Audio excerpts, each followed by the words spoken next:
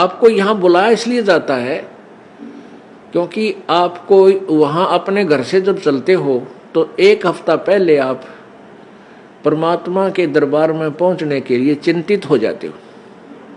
तो आपकी वो चिंतन भी मालिक के पुण्य में लग जाता है।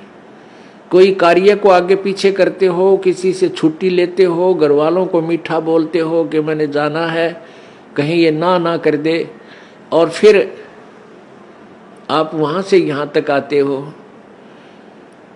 नंबर एक तो आपको धनी बनाना है, राम नाम का, भक्ति का धनी बनाना है।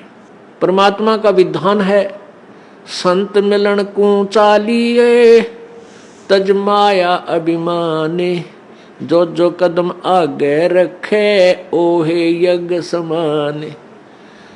क्या बताते हैं परमात्मा, अपना विधान आप ही बता रहे हैं कबीर जी कि संत मिलन को चालिए। जब सतगुरु के दर्शनार्थ आप चलते हो,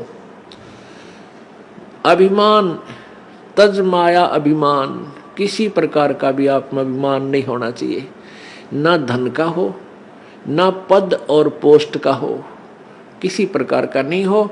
जैसे एक रोगी व्यक्ति जिसको पता लग गया कि तेरी जान जाने वाली है और वो डॉक्टर के पास जाता है, चाहे वो कितना बड़ा अधिकारी है और कितना पैसे वाला है, वहाँ वो अपनी उस पोस्ट और पैसे को नहीं आगे रखता, उसका दिखावा नहीं करता, अपनी जान बचाना चाहता है। डॉक्टर जहाँ कहता वहीं लेट जाता है, कपड़े उतारने को कहता तुरंत उतार देता है, कोई रिपोर्ट करवाने के लिए संकेत करता है, लिख कर देता है, तुरंत उठ कर चला जाता है।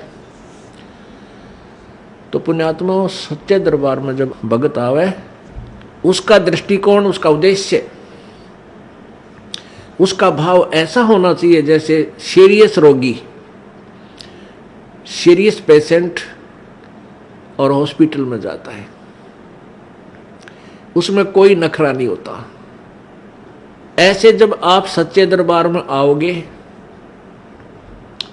आपको कितना पुण्य मिलेगा कि जहां से आप चले हो यहां तक आने के जितने भी आपके कदम, यानी जितने कदम बनते हैं, इतने यज्ञ के तुल्य आपको पुण्य मिलेगा उसको जो या निष्कपट भाव से आता है और निर्भिमान होकर आता है। जैसे रोगी जाता है हॉस्पिटल में, तो यहाँ आपको बुलाने का उद्देश्य ये है, नंबर एक तो आप धनी हो जाओगे, पुण्य बढ़ेंगे आपके, और जो पैसा आपका खर्च होता है यहाँ किराए पे आने जाने में, ये भी आपके पुण्य में लिखा जाएगा, आपके धर्म में लिखा जाता है, ये पुण्य हो रहा आपका। तो जितना भी आप यहाँ परमात्मा के चरणों में आओगे, आपका पुण्य बढ़ेगा। फिर आप यहाँ पर 5 यज्ञ होती हैं। एक यज्ञ है धर्म की, या भंडारा चला है भगवान का दिन रात फ्री ऑफ कॉस्ट परमात्मा की तरफ से।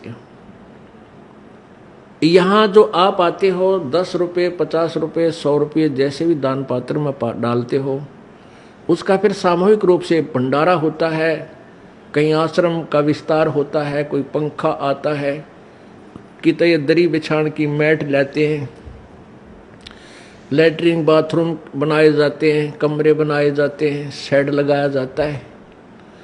तो ये आपके पैसे का पुण्य हुआ और यहाँ आने वाली दुखी आत्माओं को चैन हुआ। अब कितने कैसे संसार से निकल कर आते हो आप, ट्रेन में आते हो, जेब कतरे साथ बैठे रहे, मनमाने किरा के कर जा। घर से निकलते हो, कोई ठगी है, कोई चोर है, कोई किस तरह का है। व्यापार में भी इस तरह के ना जाने कितने निकम्मे आदमी, या व्यवसाय में अपने कार्य में कितने निकम्मे टाइप के आदमी आपके साथ खसने को तैयार रहते हैं। और ऊपर से फिर आपके ऊपर ये इतनी आपदाएं, कोई रोगी है, किसी को कोई भूत सता रहा है, किसी का पितर रुष्ट है, किसी का देवता रुष रहा है, और ना जाने कितने रोग कोड आपके लगे हुए। और वो प्राणी यहाँ आता है, उसको आते ही गर्म पानी मिला है नहाने के लिए, गरम गरम चाय तैयार मिला है, अपना बैटरी सी चार्ज हो जाती है इसकी, और फिर बिछे बिछाए मैट मिले, रजाई मिले भगवान के बच्चों को, और फिर आपको यहाँ अमृत ज्ञान सुनाया जाता है। रात्रि के समय, सर्दी का मौसम, ये दिसंबर और जनवरी का महीना, इसमें ओढ़ कर रजाई शाम के समय और बैठे मालिक का ज्ञान सुने, परमात्मा का प्रसाद छक के और अपना कितनी आत्मा प्रसन्न होती है। आधा दुख तो यही बोल लेता प्राणी। तो यहाँ पर कौन आता है?